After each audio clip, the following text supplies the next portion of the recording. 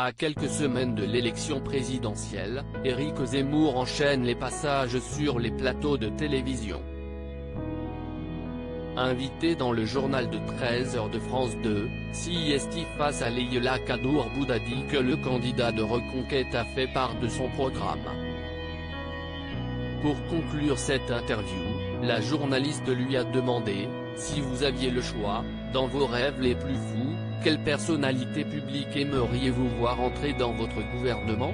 Le sourire aux lèvres, Éric Zemmour a confié, vous savez, moi, j'aimerais bien faire de mon amie Christine Kelly une ministre de la famille. J'ai été, d'abord, toujours touché par sa gentillesse, son intelligence. Si est une femme, vraiment, qui est un exemple de méritocratie et qui avait fait des propositions très intéressantes et très judicieuses dans le cadre de son organisation pour les familles monoparentales et pour aider les familles monoparentales. Voilà, donc je pense qu'elle pourrait mener cela à bon port.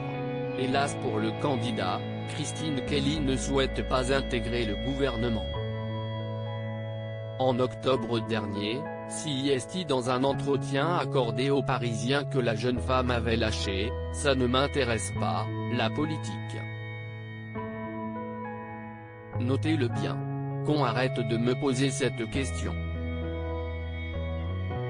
Cela ne m'intéresse pas. Moi, je suis dans l'engagement de l'instant, pas dans les stratégies pour demain. Je suis beaucoup plus utile avec mon association. »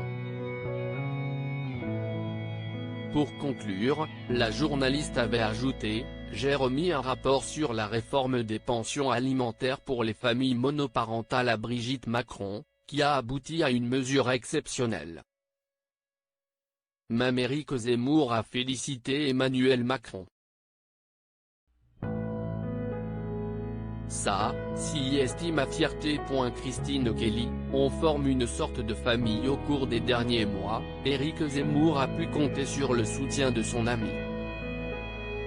Alors qu'il avait été forcé de quitter CNU, elle avait en effet confié dans les colonnes du Parisien, si est injuste.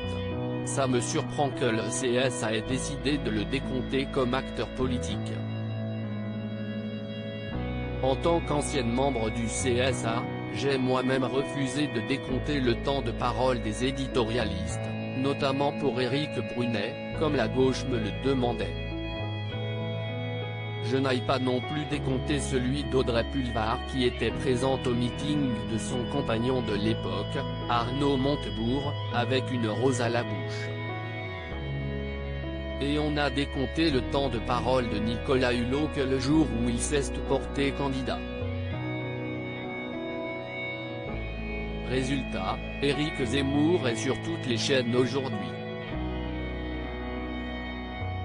Quelques mois plus tôt, CIST dans l'émission Face aux médias de Non-Stop People qu'elle avait confiée en janvier 2021, on se dit tout.